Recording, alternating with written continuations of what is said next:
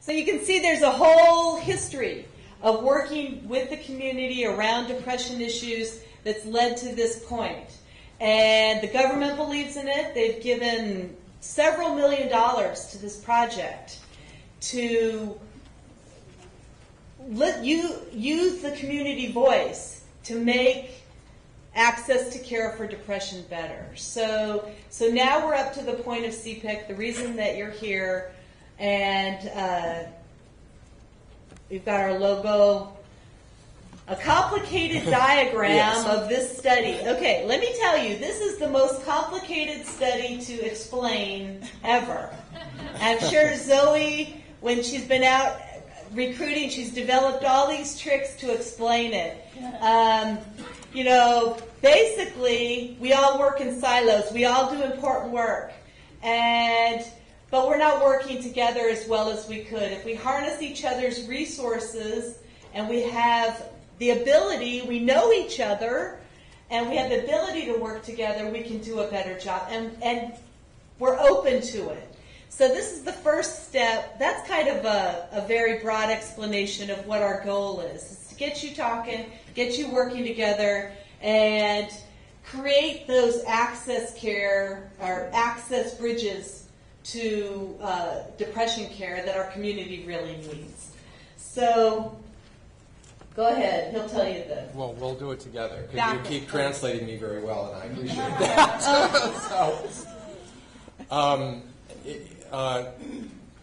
We have provided for you, actually, the community partners, Bowen Chung, who's in the back, from Harbor, with both on the academic and the community side, have designed, you have at your table, like a storybook.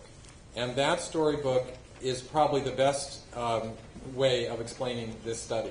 So if we lose you in explaining the study, the storybook says it all, and I think you'll agree when you look through that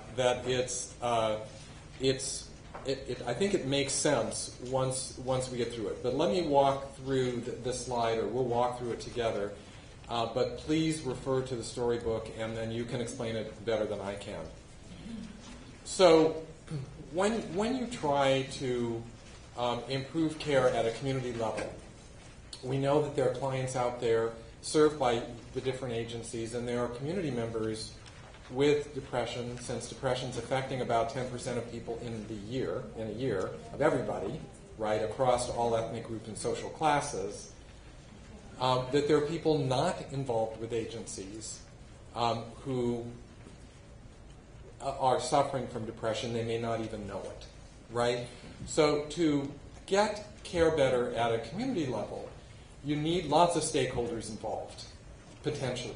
And even within a given agency, the administrator, the provider, the client, they all have a role in moving things forward. So that's at the top of this diagram. I don't think that does. Yeah, it does. Oh, okay. So you can see we've got these. We're starting off by identifying potential agencies and providers within those agencies and trying to learn about them. That's the point that we're at now. Okay. Let me say one thing. So, see all those provider slots? There are lots of different kind of providers. And when you think of providers, a lot of times you think of doctors. When I think of a provider, I think of a faith leader. We got Father Will over here from Church of the Epiphany. He is a faith leader. He is a provider.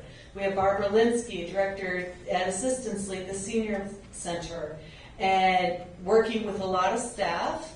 All of her staff are providers. People that go in to get their hair cut. You talk into your hairdresser. Your hairdresser is a provider. So all of us contribute in different ways, but the definition of provider is not a doctor or a nurse exclusively or a therapist.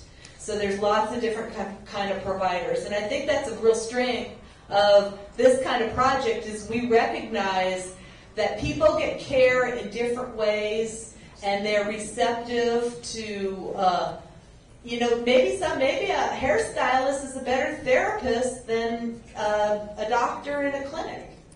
or may help you with your depression more. So that's important. So the providers are all different kinds of people. Community health workers, nurses, doctors, therapists, substance abuse counselors, receptionists, barbershop, faith leaders, all over the place.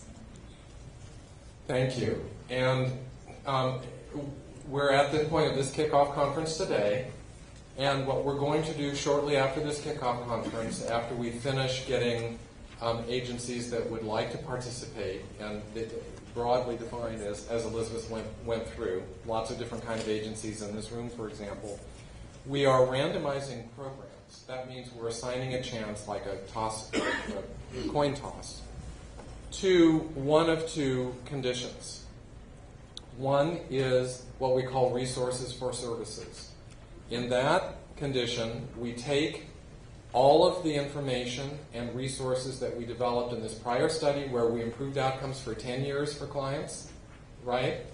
And that we provide access to those programs, which you'll be actually starting to get today, and some support to the agencies to figure out how to best use that within their agencies.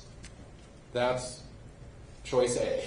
It's like individual support for agencies to use programs that we have seen have improved health and economic outcomes, especially for minorities, over the following decade. On the other side, what we call community engagement and planning, this is the new thing. And that is taking all these different kind of agencies and supporting them and working together as a council and developing a plan that suits them across agencies. How do you share resources? How do you share staff? Can you do a more complete job of the different pieces of collaborative care, which you'll be hearing about in this panel, if you work together? Something that people do already to some extent, but you all know it's kind of hard to do, right? For various reasons. You're competing for services, you have a different scope, you have different eligibility criteria. How do you solve those problems to do something new at the community level? And if so, does it help people in the community struggling with depression? Does it bring more into care? Does it help more get outcomes?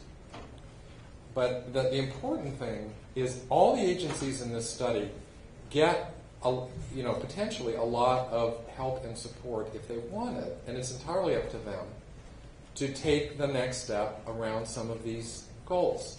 So either evidence-based toolkits, training and using it as you want to, or in addition to that, having help and support from our council in having a local council for your area to figure out how to work together.